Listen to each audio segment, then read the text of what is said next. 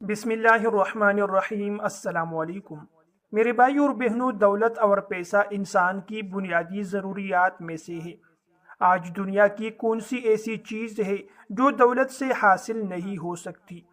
دنیا کے بڑے بڑے عہدے ناجائز طریقوں سے اسی دولت اور پیسے کی طاقت سے حاصل ہوتے ہیں۔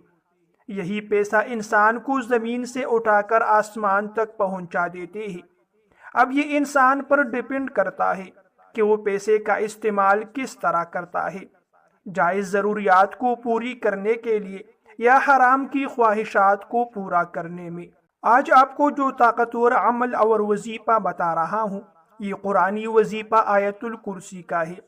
قرآن کی برکت اور طاقت سے آپ غربت کی زندگی سے امیری اور مالداری کی زندگی شروع کر سکتے ہیں۔ قرآن مجید اللہ تعالیٰ کی سچی کتاب ہے۔ یہ اللہ تعالیٰ کا پیغام اپنے بندوں کے نام ہے۔ اس سے ایمان بڑھتا ہے اور دلوں کے زنگ اترتے ہیں۔ قرآن مجید کی تلاوت کرنا باعث برکت اور ثواب ہے، مگر افسوس کا مقام ہے کہ ہماری اکثریت تلاوت قرآن مجید سے غافل ہے۔ دنیا کے کاموں میں اپنا وقت لگانے سے گریز نہیں کرتے ہیں، جبکہ تلاوت قرآن مجید کے لیے وقت نہیں ملتا، اس کے لیے بہانے کیے جاتے ہیں۔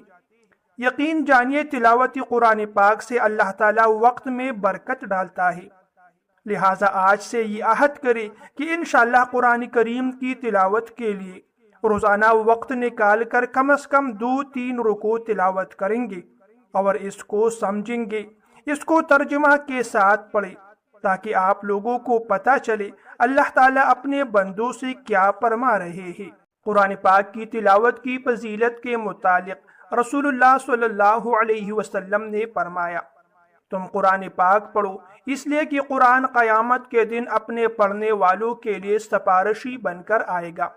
ایک دوسری حدیث میں ہے کہ قرآن کی سفارش کو قبول کیا جائے گا۔ قرآن کو پڑھنے کے بعد اس کو اپنی عملی زندگی میں لانے والوں کے لیے بھی جھگڑا کرے گا اور نجات دلائے گا۔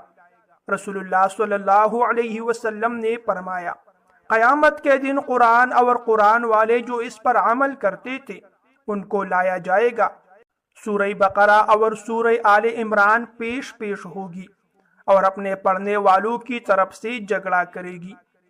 میرے بھائی اور بہنوں، آپ کی مالی پریشانی ہے، رزق کے متعلق پریشانی ہے، اگر آپ لوگ مقروض ہیں اور قرض سے نجات چاہتے ہیں، آپ لوگوں کا روزگار اور کاروبار رک ہو چکا ہے، تو یہ ایک دن کا وظیفہ ہے۔